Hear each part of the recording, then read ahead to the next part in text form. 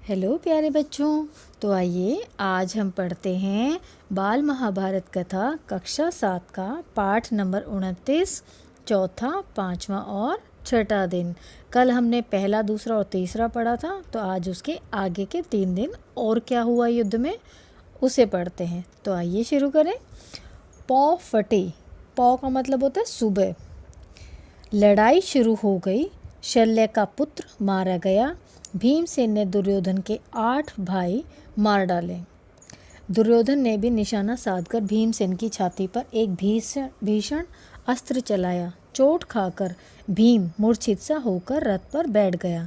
अपने पिता का यह हाल देखकर घटोत्कच के क्रोध का ठिकाना न रहा। वह आपे से बाहर हो गया और उसने भयानक युद्ध शुरू कर दिया। घटोत्कच के भीषण आक्रमण के आगे कौरव सेना टिक न सकी। सेना को विहल होती देखकर भीष्म ने युद्ध बंद कर दिया और सेना लौटा दी।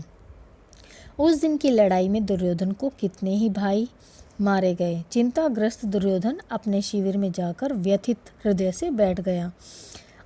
उसकी आंखें भर आई। संजय कुरुक्षेत्र के मैदान का आंखों देखा हाल धृतराष्ट्र को सुनाता जाता था।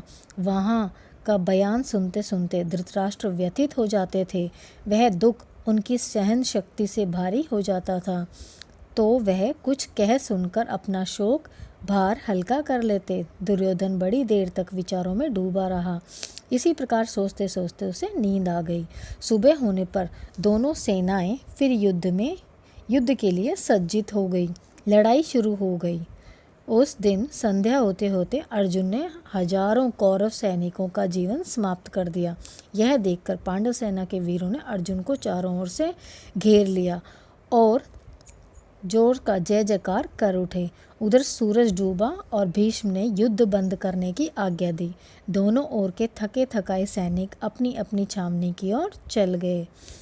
छठे दिन सवेरे युद्ध छिड़ते ही दोनों तरफ की जनहानि बड़ी तादाद में होने लगी, पर अंत में द्रोण ने वह तबाही मचाई कि पांडव सेना के पांव उखड़ गए।